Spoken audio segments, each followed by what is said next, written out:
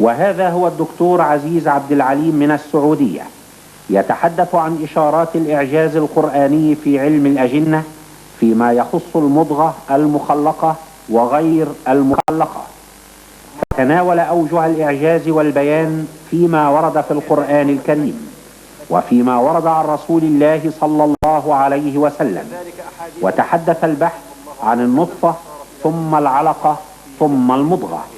أشار القرآن والحديث إلى النطفة، سواء نطفة الرجل أو نطفة المرأة أو نطفة الأمشاج المختلطة منهما معا. وكذلك الحديث حينما قيل أن يهوديا مر بالنبي صلى الله عليه وسلم فقال له قال لقريش: لأسألنه عن شيء لا يعلمه إلا نبي. وقال له: يا محمد ممن يخلق الإنسان؟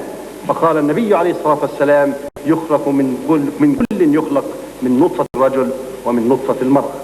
وأما عن نطفة الأمشاج ففي ذكر الله جاء فيها: إنا خلقنا الإنسان من نطفة أمشاج نبتليه فجعلناه سميعا بصيرا.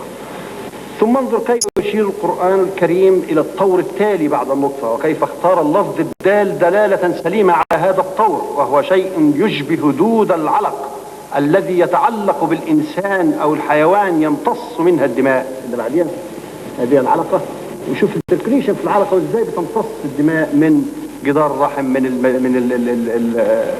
الخلاص أو البشيمة. أليست العلقة هي منتهى البلاغة؟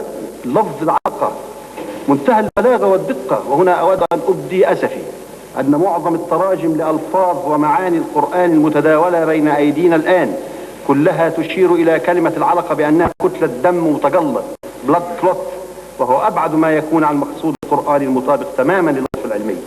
أليس بحري أن نبدأ من الآن باقتراح مجموعة عمل من رجال التفسير والحديث واللغة مع الأطباء والمتخصصين في سائر العلوم والفنون لتنقيح ما جاء في بعض التفاسير والتراجم لمعاني القرآن على ضوء ما ثبت من حقائق علمية، ولا تكون نظريات أو فروض وهمية. الصورة الثانية فضلك.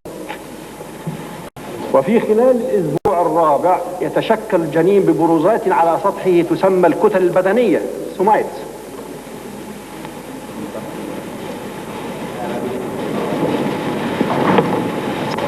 التي تعطيهم على الالتواءات الأمامي والخلفي والجانبيين منظرا أشبه ما يكون إلى قطعة من اللحم ممضغة انطبعت عليها آثار الأسنان التي مضغتها. وهكذا في هذا الطور الذي عجز العلماء عن وجود اسما له مثل الطورين السابقين نطف العلقة، نجد القرآن العظيم يسبغ على هذا الطور لفظ المضغة التي وصفها في سورة الحج بأنها مخلقة وغير مخلقة. سبحان ربي جلت قدرته.